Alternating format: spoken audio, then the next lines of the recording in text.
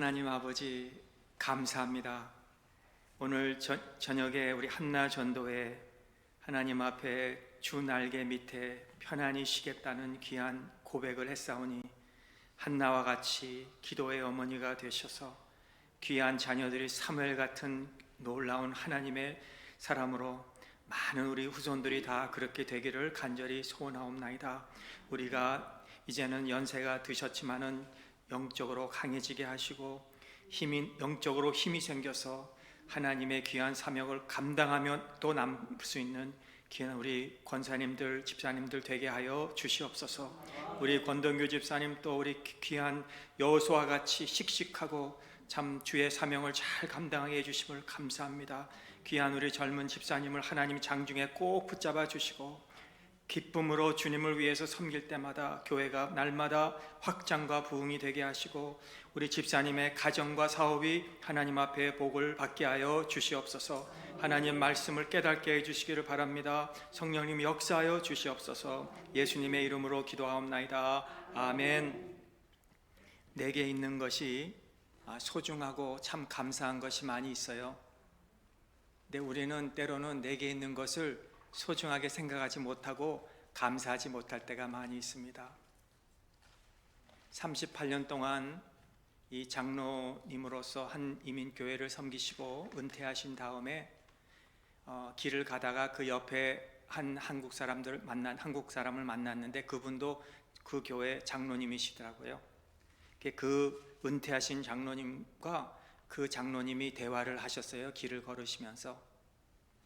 근데 은퇴하신 장로님은 참 성공하셨는데 딸을 약사와 또 변호사로 만들었습니다. 근데 결혼을 하지 않았어요. 근데 이 장로님도 성공했는데 이 장로님은 두 딸을 다 결혼시켜서 아주 이렇게 그게 부럽다는 거예요. 그래서 장로님 참 이렇게 장로님은 다 참 좋으시겠습니다. 다 자녀들 결혼해서 그랬더니 이 옆에 사는 장로님이 은퇴하신 장로님에게 장로님은 장로 투표 받으실 때 한 번에 받으셨잖아요. 저는 2번 떨어져서 3번째 장로가 됐으니 그게 전 부럽습니다. 이렇게 얘기했다는 거예요. 한 사람은 결혼한 것에 대해서 부러워하고 한 사람은 어려움 없이 한 번에 선출된 것이 부러워하고 하나님께서 우리 모두에게 다 소중한 것을 주셨어요. 어떤 사람은 많이 먹어도 그냥 소화를 잘 시키는 분도 있고 어떤 사람은 많이 먹어도 그냥 날씬한 사람이 있고 어떤 사람은 모든 일을 척척척척 재치 있게 하는 사람이 있고 어떤 사람은 모든 일을 긍정적으로 하는 사람이 있고 어떤 사람은 남들이 생각하지 못한 것들을 막 그냥 생각해내는 사람이 있고 어떤 사람은 건강한 사람이 있고 어떤 사람은 영성을 가진 사람이 있고 믿음 가진 사람이 있고 그런데 내가 볼 때는 내가 가진 것은 별로 소중해 보이지 않는데 다른 사람이 볼 때는 그렇지 않다 이거예요. 오늘 우리가 이 저녁에 하나님이 나에게 주신 그 작은 것이 무엇인가 그리고 소중하게 생각할 때 우리 마음에 감사가 나오게 된다 이거예요. 할렐루야. 우리는 근심하는 자 같으나 항상 기뻐하고 우리는 가난한 자 같으나 많은 사람을 부욕해 하고 우리는 아무것도 없는 자 같으나 모든 것을 가진 자로다. 고린도후서 6장 말씀 아닙니까? 우린 그런 자예요. 그래서 오늘 저는 이 본문 말씀을 통해서 몇 가지 오늘 상고합니다. 첫째는 예루살렘으로 입성하시는 예수님이 1절에서 11절에 나와요. 자, 예루살렘으로 이제 입성하시는 예수님이 나귀 새끼를 타고 입성을 하신다 이거예요. 제자들에게 그 나귀를 가져오라고 합니다. 벳바게에서 옆 마을을 가서 묶여있는 나귀를 가져오라는 것을 마태, 마가, 누가가 다 기록해 놨어요. 여기에서 놀라운 것은 주가 쓰시겠다 하라 이 말씀입니다. 우리는 내가 누군데 나를 쓰시겠다 하는가? 우리 자녀들도 보면 별로 믿음도 없는 것 같은데 우리 자녀들을 어떻게 주님이 쓰실까? 이런 염려를 할 때가 있지만 중요한 것은 주가 쓰시겠다 하라 하면 된다는 거예요. 오늘 이것이 중요해요. 우리가 우리 인생을 하나님께 맡겨야 돼요. 맡겨야 돼요. 하나님, 나는 이렇지만 하나님께 맡기겠습니다. 그러나 우리는 대신 우리 계획서를 맡겨요. 하나님, 나는 우리의 계획표가, 우리 가정의 계획표가 이러니 이렇게 하고 둘째는 이거고 셋째는 이겁니다. 이걸 받아서서 이걸 해주세요. 우린 이렇게 한다 이거예요. 그러나 그렇게 하다 보면 우리가 전적으로 하나님께 우리 인생을 맡길 수가 없는 거예요. 우리 자녀도 못 맡기고 물론. 어느 한 사람이 전망 있는 직장을 가지고 돈을 벌기로 꿈을 꾸다가 어느 날 하나님께서 선교지로 가라 그랬을 때 그분이 나는 이게 아닌데, 나는 공부한 것이 엔지니어인데, 나는 이렇게 해서 돈을 벌어야 되는데 하나님이 나보고 선교지에 가라니, 그래서 고민을 하다가 오늘 이 말씀을 생각하고 주가 쓰시겠다 하라, 이게 생각이 나서 선교지에 갔다는 거예요. 시편 47편에 우리가 보면 이런 말씀이 있습니다. 너희 만민들아 손바닥을 치고 즐거운 소리로 하나님께 외칠지어다. 지존하신 여호와는 두려우시고 온 땅에 큰 왕이 되심이로다. 하나님은 즐거운 함성 중에 올라가시며 나팔 소리 중에 올라가시도다. 찬송하라, 하나님을 찬송하라, 찬송하라, 우리 왕을 찬송하라, 이런 말씀이 있는데 여호와는 누군지를 말씀해 주고 있어요. 누구예요? 왜 우리가 여호와를 찬송해요? 그분은 우리가 손바닥을 치고 즐거운 소리로 하나님께 외치고 찬송해야 될 것은 그분은 온 땅의 큰 왕이시기 때문에, 여러분, 그런 하나님이 나를 쓰시겠다, 얼마나 이게 감사한 일이에요. 그런 큰 왕이신 하나님이 우리가 찬송해야 되고 즐거워해야 되고 큰 소리로 외쳐야 되는 그 하나님이 주가 쓰겠다. 얼마나 이게 특권입니까? 얼마나 축복입니까? 얼마나 가문의 자랑입니까? 그런데 우리는 안 그렇거든요. 하나님, 우리 자녀는요 그거 해서 돈 못 벌어요. 그거 공부했는데 선교지로 보내고 목회자가 되면 안 돼요. 우리 이렇게 생각한다 이거예요. 안 그래요? 딴 거는 다 좋아요 우리 자녀들에게. 그러나 제발 신학교 가지 말게 해주세요. 목회자와 결혼하지 말게 해주세요. 이렇다 이거예요. 주가 쓰시겠다 하라 하면 그게 우리보다 더 특권이 없고 영광이 없는 줄을 믿으시기 바랍니다. 우리가 성경에 가론 유다가 아닌 유다가 있었어요. 다데오 유다입니다. 이 성경의 유다는 두 명, 다데오 유다는 제자예요. 12명 제자 중에 하나.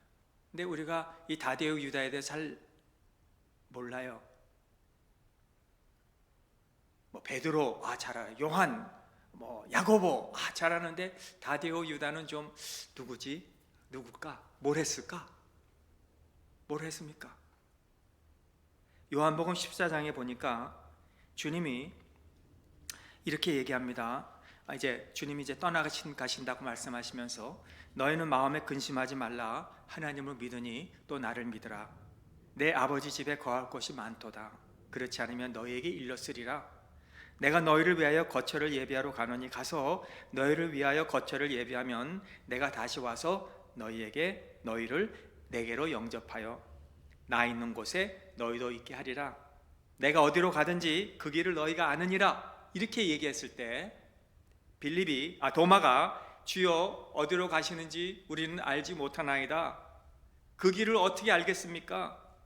그럴 때 주님이 유명한 말씀에 내가 곧 길이고 내가 곧 진리고 내가 곧 생명이니 아버지께 올 자는 나로 말미암고는 아무도 올 수가 없느니라. 그렇게 말씀했잖아요.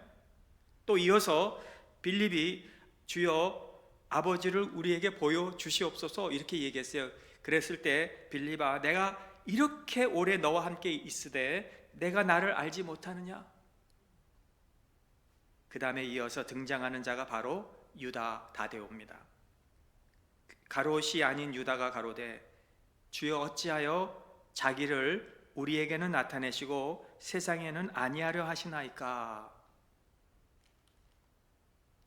아니 주님, 왜 우리에게는 이렇게 영광으로 주님이 우리에게 보여주셨는데 왜 이제 세상 사람에게도 좀 그렇게 보여주시면 얼마나 좋지 않겠습니까?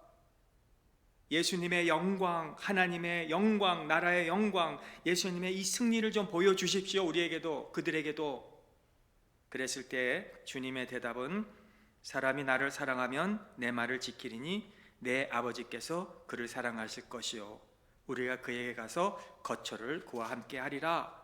유다야, 네가 생각하는 영광, 세상 사람들이 생각하는 영광, 그런 영광이 아니다. 다른 의미의 영광이 있다. 이것을 성경에 나오는 유다 다데오에게 대한 유일한 기사예요. 우리 유다에 대한 유다에 대한 기사가 이거밖에 거의 없습니다. 우리는 다데오에 대해서 잘 몰라요. 그래서 이 외경이라는 것에 보면 다데오 행전이라고 있습니다. 사도행전 같이 다데오 행전. 근데 저는 그것까지 읽어가면서 다데오는 이런 일을 했구나, 저런 일을 안 했구나, 뭐 이런 거에 대해서 분석하고 알려고 하지 않아요. 왜? 성경이 말씀해 주는 것에 우리는 믿고 가면 되는 거예요. 성경이 가라는 데까지 가고 멈추라는 데까지 멈추고 우리가 살면 된다 이거예요. 자, 그래서 오늘 예수님이 이 다데오에게 주신 말씀을 우리가 종합해 보면 우리가 다른 사람들에게 연연하지 말고 사람에게 내 의를 보이려고 하지 말고 그들 앞에서 내 의를 행하지 말고 하늘에 계신 너의 아버지께 하라는 주님의 말씀. 여러분, 하나님은 우리에게 어깨를 이렇게 얹으시고 툭툭 두들겨주면서 너는 특별하다, 너는 내 자녀다, 내가 너를 사랑한다, 이거면 돼요. 주님이 나를 쓰시겠다, 그럼 알겠습니다, 주님 나를 써주세요, 이러면 된다 이거예요. 뭐 거기에 내 이력서 내고 내 무슨 내 계획서를 내고 하나님 나는 이렇게 하고 싶습니다가 아니라 나를 사랑하시고 나를 아끼시고 나를 특별히 생각하시는 하나님, 나를 이렇게 쓰시겠습니까? 주님 나를 쓰세요. 하나님 내 자녀, 하나님이 주신 내 자녀, 하나님이 그렇게 사용하시겠습니까? 하나님 내 자녀도 하나님 원하시는 대로 쓰세요. 이렇게 해야 된다는 거예요.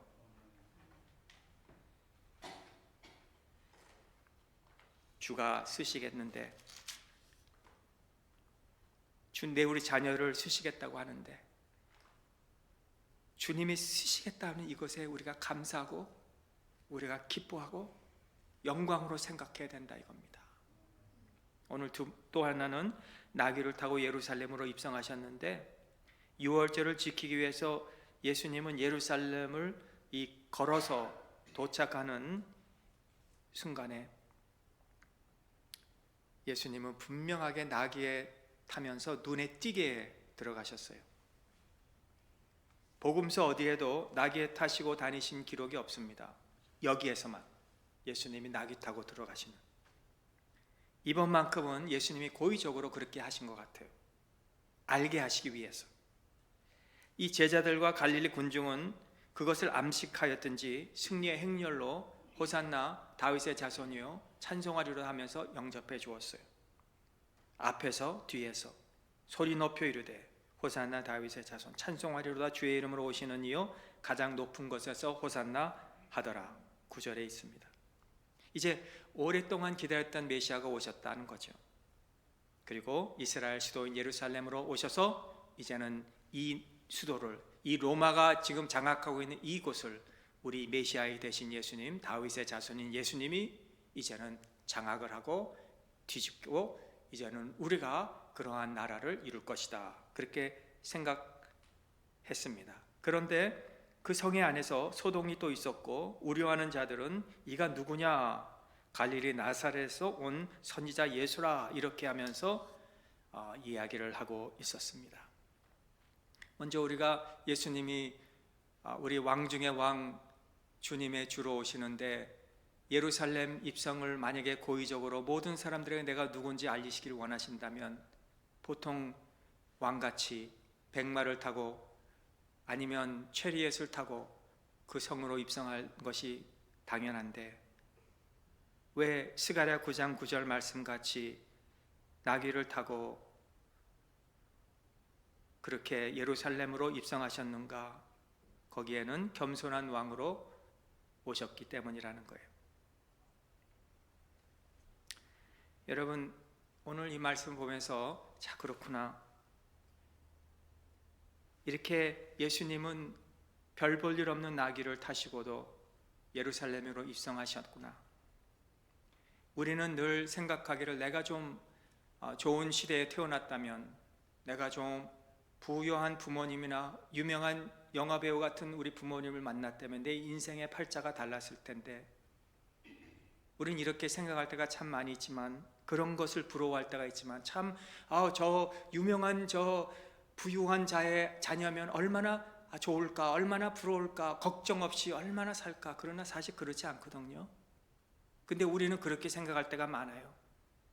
세상의 모든 부유함을 보고 유명한 인사들을 보면서 그 자녀들을 보면서 부러워한다 이거예요. 그런데 나귀같이 힘없고 약하고 추한 이런 그 위에 예수님이 들어가시는 그 겸손한 모습을 통해서, 여러분, 이 나귀가 예수님을 태우고 들어가는 동시에 모든 사람들이, 군중들이 찬양하고 소리 높여 그를 높이며 영광을 돌리는 것을 통해서 우리 안에 사실 이 세상에 우리가 은수저를 물고 태어났으면 세상 사람들에게 영광을 받을 것이라 생각하지만 아니라, 우리가 예수님을 모시고 살면 우리가 영광을 받는다 이거예요. 여러분 마음속에 예수님을 모시고 살아야 돼요. 그러면 나귀에게 영광을 돌리는 게 아니죠. 나귀도 그걸 알아야 됐죠. 우리에게 영광을 돌리는 게 아니라 우리 안에 계신 예수님께 영광을 돌리게 된다는 거예요.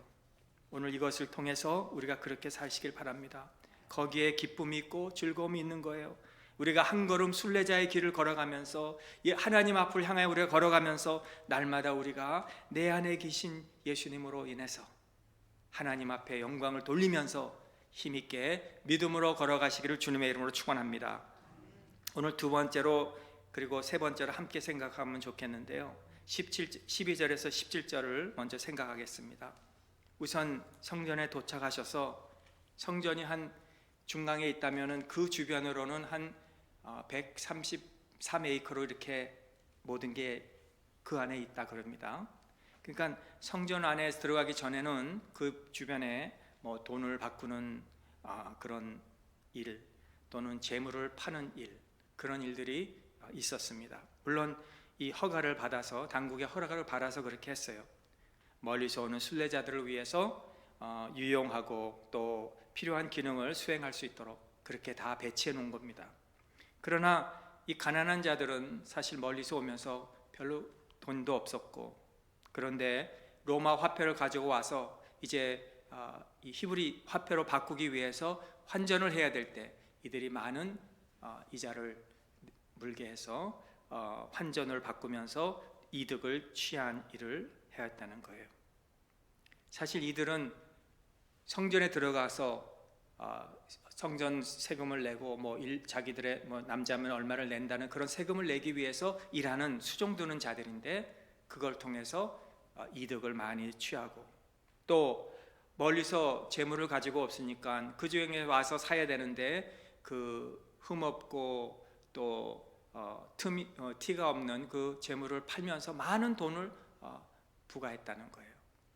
자, 이런 사람들은 성전 안에서 하나님의 교회와 또 예배를 드리기 위해서 온 사람들에게 이 도움이 돼야 되는 사람이 오히려 더 가로막고 있었던 것을 보면서, 오늘 여기에 기록된 바 내 집은 기도하는 바라 일컬음을 받으리라 하였거늘 너희는 강도의 소굴로 만드는도다, 이렇게 주님께서 화를 내셨습니다. 여러분, 예수님이 성경에는 많이 웃으시고 즐거워하셨다는 이야기는 많이 없어요. 거의 없어요. 그런데 화를 내셨다는 얘기는 몇 번 나와요. 오늘 그 중에 하나가 여기인데, 우리는 늘 예수님은 선한 목자같이 지팡이를 치고 푸른 목장으로 슬슬 인도해 주시고 잔잔한 물가로 가서 물을 먹여주시는 그런 주님으로만 생각할 때가 있지만은, 내가 주님을 섭섭하게 마음을 아프게 죄를 지면 이렇게 화를 내시는 주님이라는 것을 우리가 생각할 수 있어야 돼요. 주님이 나를 보실 때 이렇게 분을 내시면 어떻게 할까, 이런 마음으로 우리가 죄를 짓지 말아야 된다 이거예요. 내가 예수님께 책망받으면 어떻게 될까? 예수님이 나를 쫓아내시면 내가 어디로 갈까? 이런 마음으로 우리가 죄를 두려워해야 된다 이겁니다.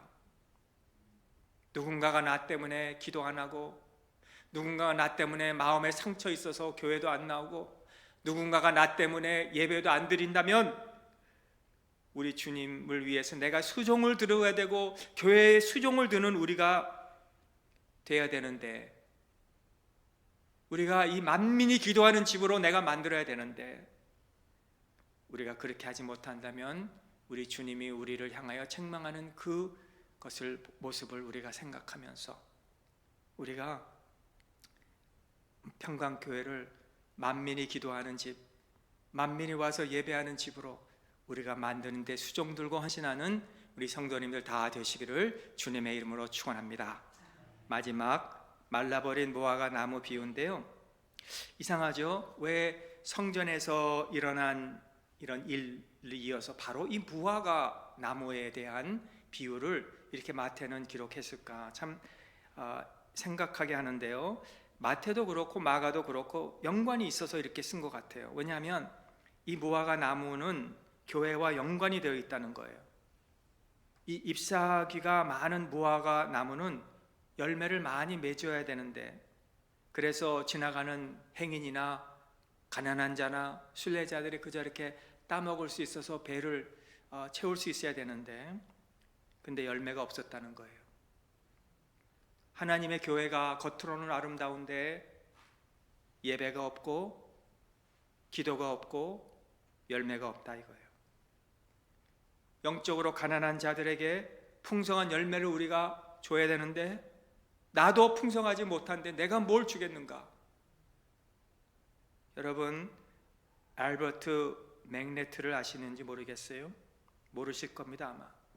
오래전 알버트라는 분은 농부였는데, 이분은 전도 집회가 있으면 늘 자기 픽업 트럭에다가 그 동네 사람들을 많이 태우고 전도해서 그 집회에 가서 은혜 받게 한 좋은 믿음의 사람이었습니다. 근데 문제가 있었어요. 그 동네에 한 또 다른 농부의 아들이 있었는데, 젊은 아들은 참 잘생기고 이 전망이 있는 아들인데, 늘 맨날 소녀들이랑 왔다 갔다 노느라고 그 전도 집회에 참석할 생각을 안 하는 거예요. 뭐 그런 생각이 없죠, 젊었으니까. 그러다가 하루는 그에게 찾아가서, 야, 너 오늘 내 트럭을 좀 몰고 내가 가야 될 곳인데 좀 운전해서 좀 줄 수 있느냐? 그랬더니 젊은 나이에 이 운전해 주는 게 얼마나 좋겠어요, 트럭을 못. 그래서 예, 제가 하겠습니다 해가지고 뒤에다 또 전도한 사람들을 태우고 집회를 며칠을 가다가 이 소년이 은혜를 받게 된 거예요. 그래가지고 유명한 부흥사가 된 거예요. 1934년에 유명한 전도자가 되어서 수백만 명을 그리스도에게 인도하고 200억 사람들에게 복음을 전한 유명한 빌리 그레함 목사님이셨다는 거예요. 이분이 열 몇 명의 대통령에게 이 멘토 역할을 하고, 그렇죠? 그는 늘 설교를 하면서 내 생각에는이 아니라 The Bible says, 성경이 말씀하기를, 이렇게 하면서 많은 사람들에게 그리스도의 복음으로 증거하여 많은 열매를 맺은 사람이라는 거예요. 이 빌리 그레함의 전도 팀에게 4가지 필수가 있는데, 그 선언문을 만들었는데 이것을 지켜야 되는 거예요. 이거를 지킴으로 우리가 최고의 도덕성을 유지하자. 모데스토 매니페스토 1948년이라는 게 있는데, 이 전도팀에게, 빌리 그레함 전도팀에게 4가지. 첫째, 우리는 절대로 다른 단체나 단체의 지도자들을 비난하거나 부정적으로 말하지 않는다. 둘째, 주어진 재정을 책임있게 가장 높은 기준에 의해 관리하고 완전히 공개한다. 셋째, 진실을 말하며 모든 통계, 특히 집회 참석자 숫자는 정확하게 발표한다. 넷째, 아내 외 다른 여자와 단둘이만 자리를 갖지 않는 것을 비롯하여 성적 탈선의 가능성을 가져올 행동을 각별히 조심한다. 이렇게 해가지고 이 선언문을 만들어서 이렇게 지금까지 해오고 있다는 거, 얼마나 이게 작은 것 같지만요, 이렇게 함으로써 이 빌리 그레함 전도단이 놀라운 열매를 맺었다는 거예요. 이 세계를 다니면서. 여러분, 나로 인하여 이 알버트 한 사람으로 인해서 이렇게 될 일이라 생각했겠습니까? 그런데 그 알버트 한 사람의 열매가 이렇게 20억의 사람들에게 복음이 전해졌다 이거예요. 그래서 오늘 우리의 일터에서, 학교에서, 자녀들에게서 우리가 어려운 사람 한 사람 찾아가서 음식 한 끼 거기다 문 앞에 놓고 오는 것, 또는 오른손이 왼손 하는 건 모르게 조용히 우리가 도와주는 것, 아니면 아픈 사람 위해서 우리가 조용히 교회에 나와서 기도해 주는 것, 이런 모든 것이 다 열매를 맺게 한다 이거예요. 예. 힘든 자를 위로하고, 그래서 그들로 하여금 야, 천국이 저런 거구나, 내가 나를 이렇게 위로해 주니 천국 가면 얼마나 좋을까, 우리가 이런 자가 될 수 있기를 주님의 이름으로 축원합니다. 나의 가진 것 가지고 남을 세우고 남을 예배하게 하고, 우리가 겉으로만 풍성하지 말고 우리가 삶의 내용으로 풍성하고, 나의 기도 자리에서 내가 열매 맺고 우리 평강교회를 열매 맺게 하는 삶으로 하나님 앞에 영광을 돌리시기를 주님의 이름으로 축복합니다. 기도하겠습니다. 하나님 아버지, 감사합니다. 오늘 귀한 말씀을 우리에게 주심을 감사합니다. 여러 가지 중에서 참 우리가 열매 맺는 삶, 겉으로만 풍성한 게 아니라 진짜 내용이 있는 삶, 하나님 앞에 영광을 돌리는 삶 되게 하여 주시옵소서. 주님이 쓰시겠다 하면 무엇이든지 아끼지 아까워하지 않고 내어줄 수 있는 믿음을 주시옵소서. 하나님의 교회가 기도하는 교회, 예배하는 교회로 우리 스스로의 수종을 통해서, 헌신을 통해서 이루어지게 하여 주시옵소서. 예수님의 이름으로 기도하옵나이다. 아멘.